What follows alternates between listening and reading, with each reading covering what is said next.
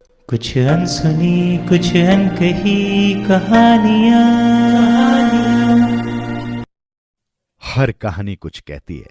आइए सुनते हैं आज की कहानी क्या कहती है। सच्ची शिक्षा। एक समय की बात है, किसी जंगल में एक साधु महात्मा का आश्रम था।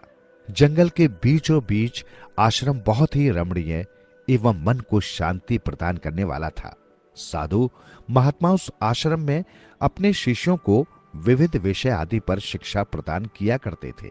सभी विद्यार्थी उन साधु महात्मा की बहुत इज्जत करते थे एवं उन महात्मा की चर्चा दूर दूर के राज्यों में होती थी।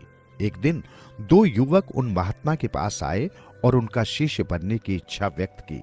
युवक अच्छे कुल और परिवार से थे और वो दोनों भी उन महात्मा की चर्चा सुनकर उनसे शिक्षा प्राप्त करने हेतु आश्रम पहुंचे थे। महात्मा ने सोचा कि इन्हें शिष्य के रूप में स्वीकार करने से पहले इनकी छोटी सी कसौटी की जाए और उन्होंने उन दोनों से आश्रम के एक कमरे में रखे दो मिट्टी के कबूतर लाने को कहा। दोनों कबूतर बहुत ही सुंदर थे तथा उन पर विशिष्ट प्रकार की कलाकृति की गई थी, जिससे वे बेहद चमक रहे थे।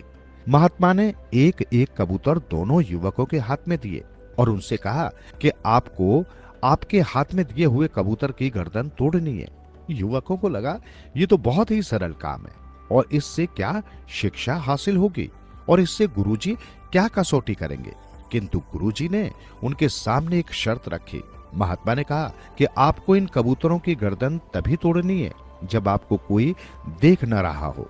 स्मरण रहे, यदि आपको इनकी गर्दन तोड़ते हुए किसी ने देख लिया तो आप परीक्षा में निष्फल हो जाओगे। जैसे ही आप गर्दन तोड़ लो, मेरे पास आप चले आना। दोनों युवकों को लगा ये तो बहुत ही सीधा साधा और सरल काम है और दोनों आश्रम से बाहर की ओर चल पड़े। एक युवक आश्रम से थोड़ी दूर गया और उसने देखा कि यहाँ कोई देख ही नहीं रहा है, दूर दूर तक कोई दिखाई नहीं दे रहा है, तो मैं गर्दन तोड़ देता हूँ और गुरुजी से जाकर ये बात तुरंत कहता हूँ। दूसरा युवक हाथ में उस कबूतर की कलाकृति को लिए दूर जंगल में चला गया।